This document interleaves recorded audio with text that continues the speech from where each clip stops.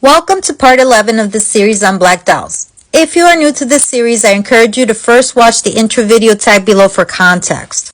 I'd also like to warn that if you're easily offended by discussions about our unfortunate history in regards to slavery, now would be a good time to scroll on. In her book, Racial Innocence, Performing American Childhood from Slavery to Civil Rights by Robin Bernstein, she describes racial innocence as a form of deflection, a not knowing or obliviousness that can be made politically useful.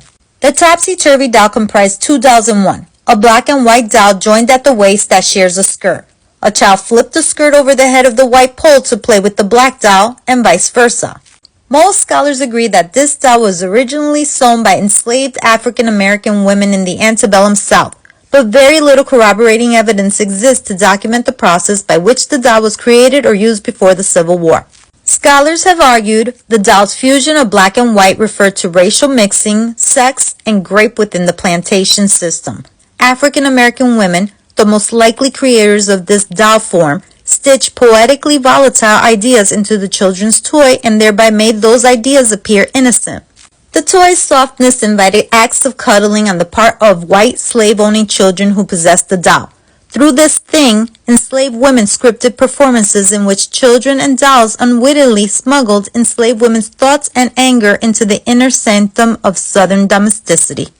Bernstein provides the following analysis of the Topsy-Turvy doll as a scripture thing which recovers a provocative and otherwise invisible instance of enslaved women's agency, resistance, and, ultimately, humor. A profoundly doubled and doubling object, the Topsy-Turvy doll has been read as an enslaved woman's polyvalent representation of their experiences of sexual violation. Karen Sanchez Epler argues influentially that the Topsy-Turvy doll is both prudish and obscene. The toy is prudish in that it elides sexuality. There are no genitals underneath her skirt, not even hips or thighs. However, the doll's fusion of black and white nervously refers to racial mixing within antebellum plantations and to systemic rape of enslaved African American women by white slaveholding men.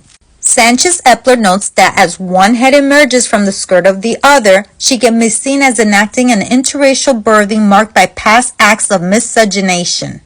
Scholars have affirmed that the Topsy-Turvy doll symbolizes illicit sexual contact, including grape. But the doll's symbolism is endlessly complicated, for in the mermaid-like absence of a crotch, African American women figured ungrapeability. In other words, sexual safety. In another important interpretation, Kimberly Wallace Sanders reads the Topsy-Turvy doll as enslaved women's meditation on their work of caregiving. Perhaps the slave mother left in the doll some personal testimony about her own fragmented life, in which she divided attention and affection between her own children and the white children she tended. These insightful and generative readings approach the doll as a visual image and treat it much as one might a painting, photograph, or film clip. The advantage of such analysis is that it enables us to regard Topsy-Turvy dolls as artifacts of African American women's intellectual history. In this mode, Topsy-Turvy dolls emerge as texts through which enslaved African American women reflected on their experiences of forced labor and sexual violence. In the book, Feminist Messages, Coding in Women's Folk Culture, written by Joan N. Ranner and Susan S. Lancer, they write about how enslaved women widely employed a type of code, which they termed implicit. Implicit code differs from both complicit and explicit code in that the latter two forms communicate a single meaning in reference to a mutually understood key. Implicit code, in contrast, communicates through multifaceted cultural references and thus opens manifold and often contradictory meanings. In implicit coding, all layers of meaning, including those conscious and unconscious, matter. Implicit coding is improvisational, creative, and expressive, often playful or joyful, and it creates a sense of control.